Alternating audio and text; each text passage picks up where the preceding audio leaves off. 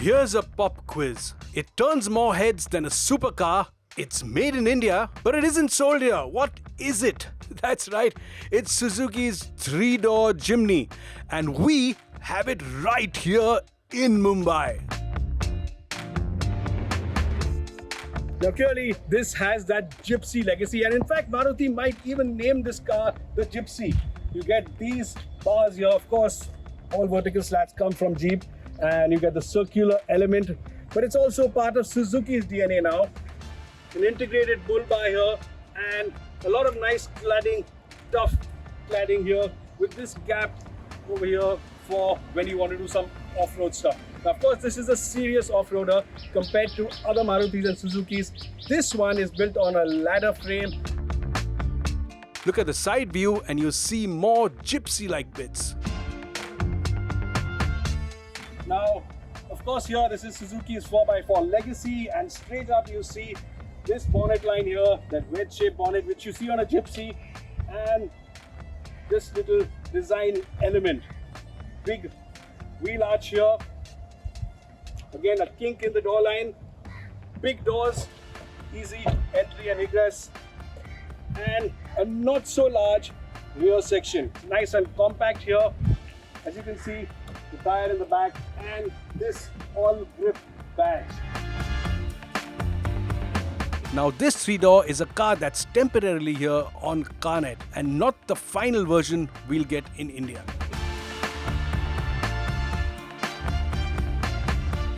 Like I mentioned earlier, under the skin, the Jimny is hardcore off-roader, not hard tech.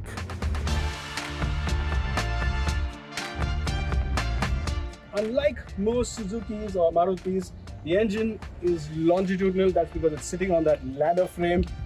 4-cylinder, 1.5, 1, 2, 3, 4 coils under here, and otherwise a basic Maruti setup. Now in Japan, this car comes with a 660cc engine and it's turbocharged, but here we'll get it with this engine. The engine is the familiar K15B. It makes 102 horsepower and power goes to the rear wheels.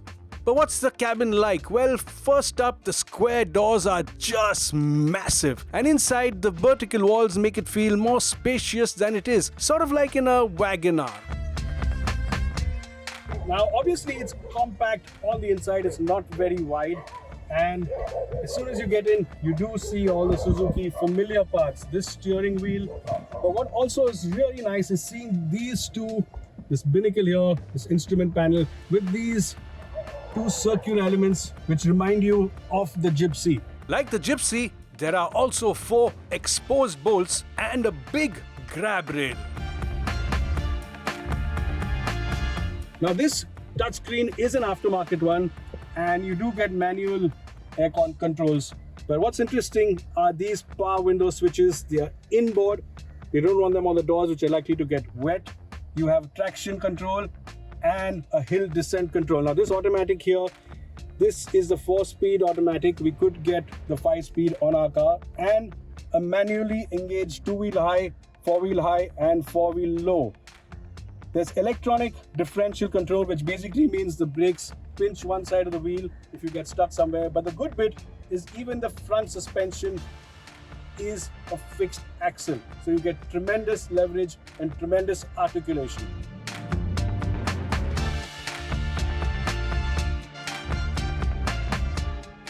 Now, this experiment may not go well. I'm trying to get into the back. Actually, not too bad. There's a lot of space here. There's enough space to climb in. Let me get that block. And once you're seated here, with the seat back, yes, legroom would be tight. The seat is low, it's pretty flat, and there's only sufficient space. So obviously not too much space here. My size 12 feet are pretty stuck here, but there is some space under the seat. I can put my feet there, and while I'm sitting a bit skewed because of this center console, this is possible to travel in. It is possible to travel in the back for short distances. And what about boot space? And that here is your boot space. That's the amount of space you have. Don't ask me how much it is. It doesn't seem like a lot. You can, however, flip the seats and fold them pretty flat, and this hard surface here makes it sort of easy to put some big luggage in. With the rear seats flat, you get 830 liters of space. And place the backrests upright and you could stand a couple of small trolleys in here. So what's it like on the road? Now, while I haven't driven this car here, this particular car, I've driven a Jimny before, this exact same version, and I can tell you it feels quite different from one of Maruti's products, and of course that's because it's built on a ladder frame and has this tough off-roader hardware, and you feel the weight of it. The ride isn't quite as bad as on a Gypsy, but you do bob along at low speed. It also drives like an off-roader. Grip from the narrow on-off-road tires isn't very good. The slow steering feels out of sync and the Jimny is lazy to turn into corners. While power is sufficient for the curb weight of around 1.2 tons, the 4-speed automatic saps up a fair amount of juice. It's fine in slow-moving traffic and initial responses are pretty good, but the engine needs more grunt in the mid-range.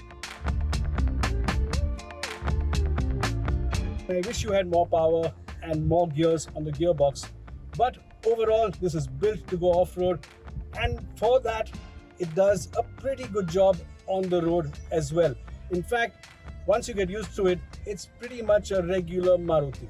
It's not difficult to understand why Maruti would rather sell a 5-door version of the Jimny in India. Space, comfort, practicality are all likely to be superior, and it then could work as a family car. That said, the fact that Maruti hasn't launched the 3-door Jimny in India yet, despite the car being made here, is sort of tragic. The 3-door Jimny, like the Mahindra Thar, would make for an ideal second or even third car. It is in fact so cute, it may even outsell the 5-door. Could that be the problem?